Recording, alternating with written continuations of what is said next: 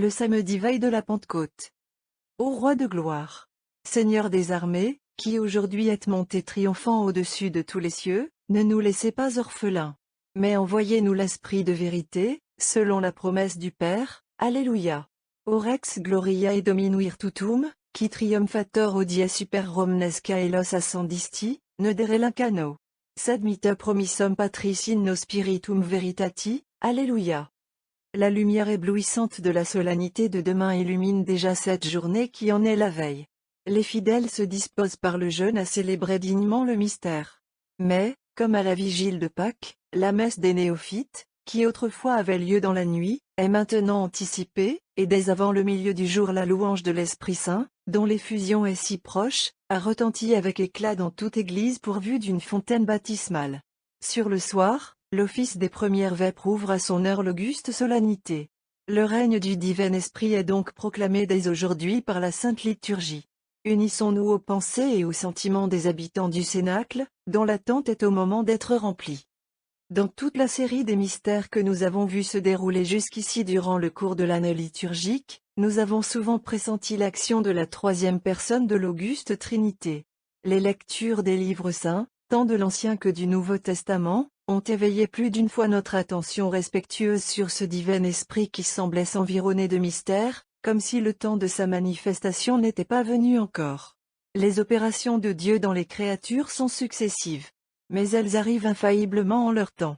L'historien sacré nous raconte comment le Père Céleste, agissant par son Verbe, disposa en 6 journées ce monde qu'il avait créé. Mais il nous montre en même temps, dans un lointain mystérieux, l'Esprit Saint planant sur les eaux et les fécondant silencieusement, en attendant que le Fils de Dieu les séparât de la terre qu'elles inondaient. Si donc le règne patent du Saint-Esprit sur le monde a été différé jusqu'à l'établissement de l'homme-Dieu sur son trône éternel, n'allons pas croire que ce divin esprit soit demeuré jusqu'alors inactif. Toutes ces écritures sacrées dont nous avons rencontré tant de sublimes fragments dans la Sainte Liturgie, que sont-elles sinon l'œuvre cachée de celui qui, comme nous dit l'antique symbole, a parlé par les prophètes? C'est lui qui nous donnait le Verbe, sagesse de Dieu, au moyen de l'écriture, comme il devait nous le donner plus tard dans la chair de l'humanité. Il n'a pas été oisif à un moment dans la durée des siècles. Il préparait le monde au règne du Verbe incarné, rapprochant et mêlant les races, produisant cette attente universelle qui s'étendit des peuples les plus barbares aux nations les plus avancées dans la civilisation. Il ne s'était pas encore nommé à la terre. Mais il planait sur l'humanité avec amour, comme il avait plané avec mystère, au commencement, sur les eaux muettes et insensibles. En attendant sa venue, les prophètes l'annonçaient dans les mêmes oracles où ils prédisaient l'arrivée du Fils de Dieu. Le Seigneur disait par la bouche de Joël, « Je répandrai mon esprit sur toute chair ». Ailleurs il s'énonçait ainsi par l'organe d'Ézéchiel, « Je répandrai sur vous une eau pure, et vous serez purifiés de toutes vos souillures, et je vous purifierai de toutes vos idoles. Et je vous donnerai un cœur nouveau, et je placerai au milieu de vous un esprit nouveau. Et j'enlèverai le cœur de pierre qui est dans votre chair, et je vous donnerai un cœur de chair, et je placerai au milieu de vous l'esprit qui est le mien. » Mais avant sa propre manifestation, l'Esprit Saint avait à opérer directement pour celle du Verbe divin. Lorsque la puissance créatrice fit sortir du néant le corps et l'âme de la future mère d'un Dieu, ce fut lui qui prépara l'habitation de la souveraine majesté, en sanctifiant Marie dès le premier instant de sa conception, prenant possession d'elle comme du temple divin où le Fils de Dieu s'apprêtait à descendre.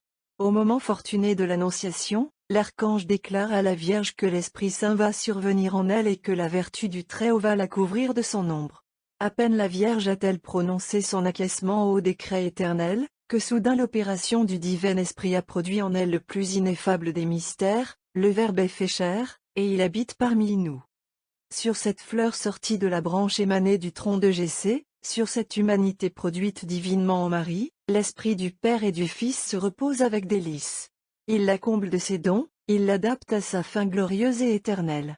Lui qui avait doué la mère de tant de trésors de la grâce, dépasse encore pour le Fils d'une manière incommensurable la mesure qui semblait la plus voisine de l'infini. Et toutes ces merveilles, le divin et puissant Esprit les accomplit silencieusement comme toujours. Car l'heure où doit éclater sa venue n'est pas arrivée encore.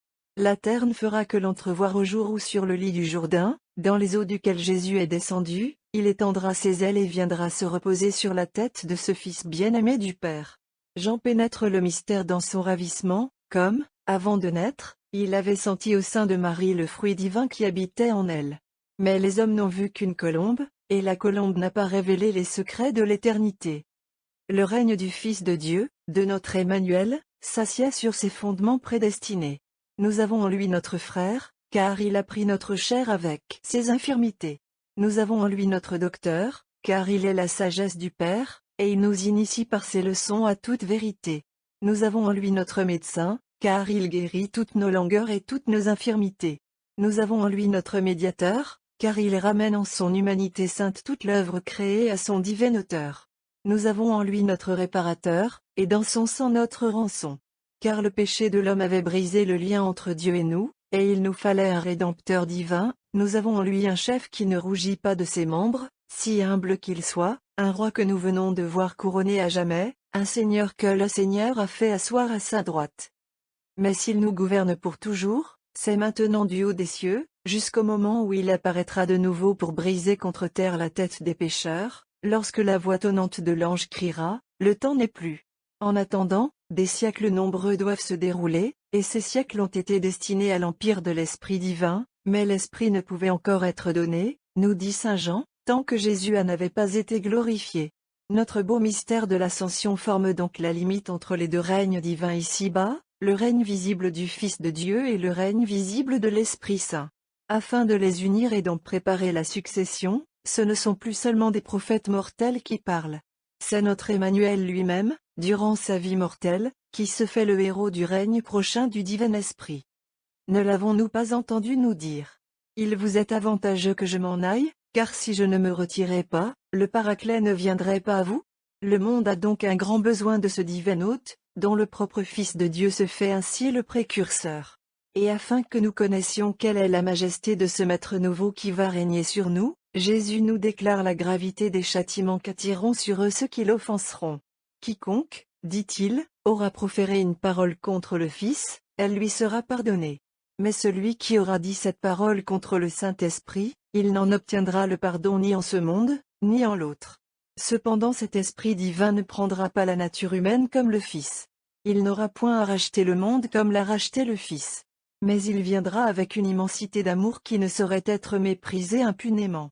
C'est à lui que Jésus confiera l'Église son épouse pendant les longs siècles que doit durer son veuvage, à lui qu'il remettra son œuvre, afin qu'il la maintienne et la dirige en toutes choses.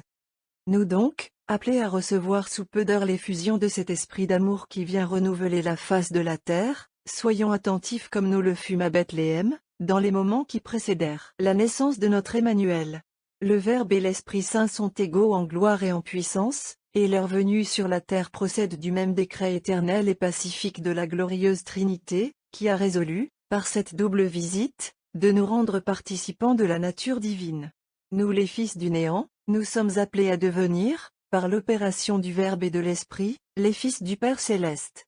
Maintenant, si nous désirons connaître en quelle manière doit être préparée l'âme fidèle à l'arrivée du divin Paraclet, retournons par la pensée au cénacle où nous avons laissé les disciples rassemblés, persévérant dans la prière, selon l'ordre de leur maître, et attendant que la vertu d'en haut descende sur eux et vienne les couvrir comme une armure pour les combats qu'ils auront à livrer.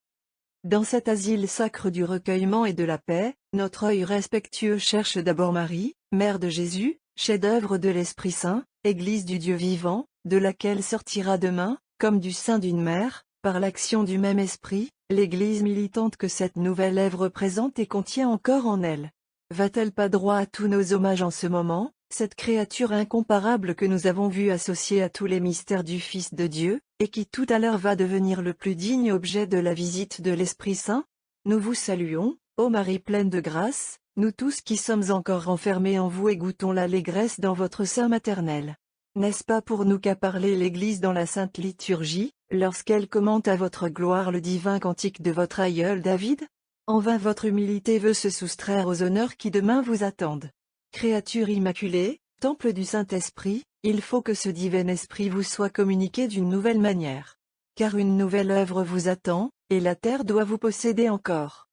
Autour de Marie est rassemblé le collège apostolique, contemplant avec ravissement celle dont les traits augustes lui rappellent le Seigneur absent. Dans les jours précédents un grave événement a eu lieu au Cénacle sous les yeux de la Mère de Dieu et des hommes.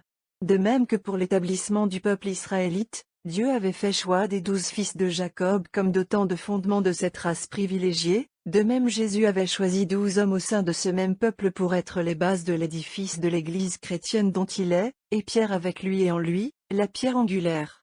La chute lamentable de Judas avait réduit à 11 ces élus du choix divin. Le nombre sacré n'existait plus, et l'Esprit Saint était au moment de descendre sur le collège des apôtres. Avant de monter au ciel, Jésus n'avait pas jugé à propos de faire lui-même le choix du successeur du disciple déchu. Mais il fallait que le nombre sacré fût complété avant l'effusion de la vertu d'en haut. L'Église ne devait rien avoir à envier à la synagogue. Qui donc remplirait l'office du Fils de Dieu dans la désignation d'un apôtre? Un tel droit ne pouvait appartenir qu'à Pierre, nous dit saint Jean Chrysostome.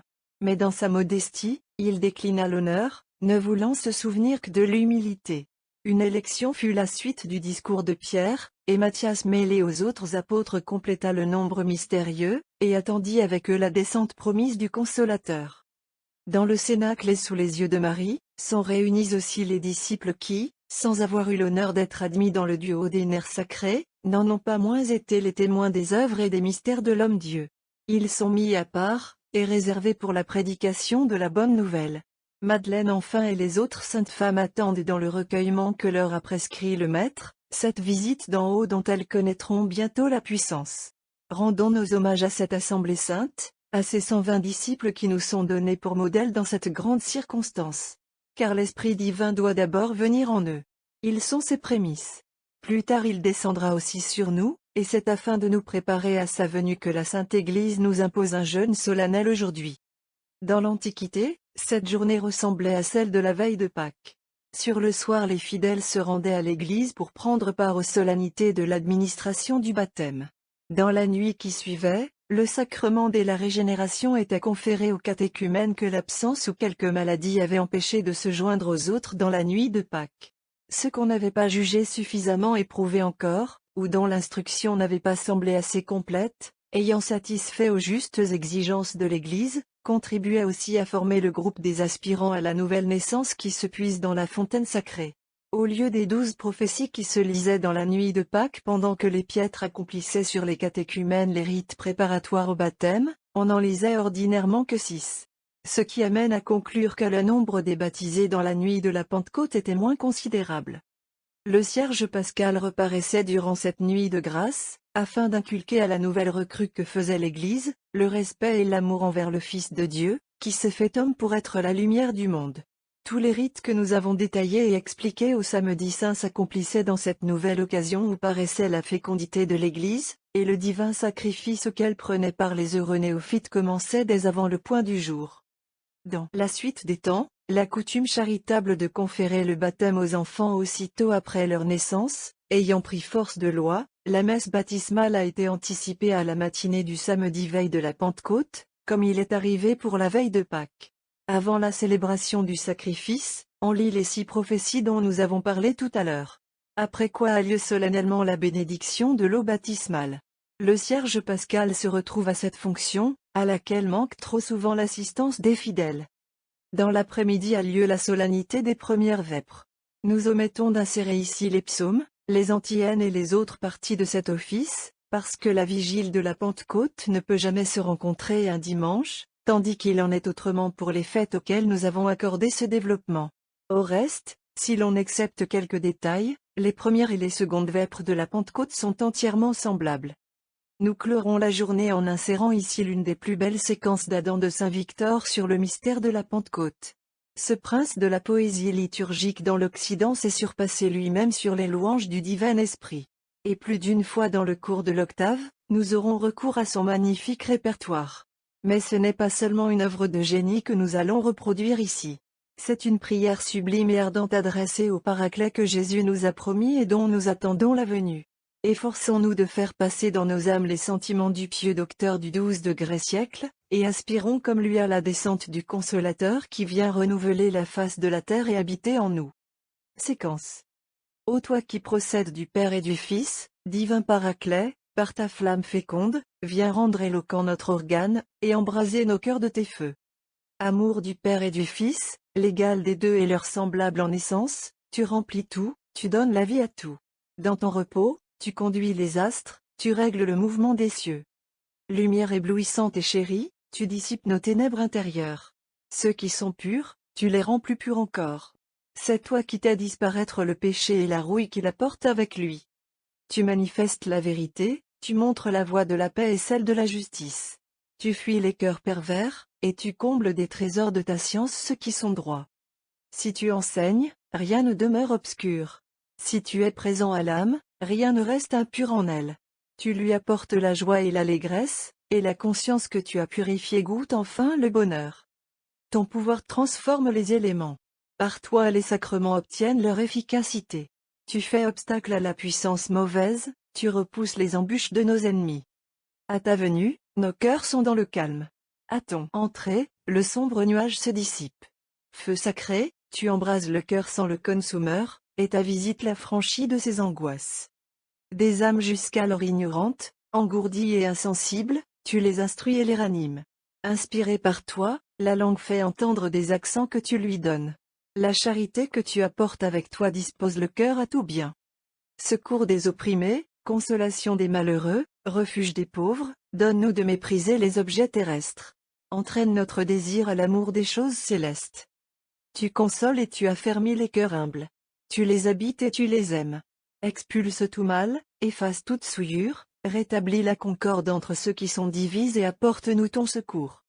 Tu visitas un jour les disciples timides. Par toi ils furent instruits et fortifiés, daigne nous visiter aussi et répandre ta consolation sur nous et sur le peuple fidèle. Égale est la majesté des divines personnes, égale leur puissance.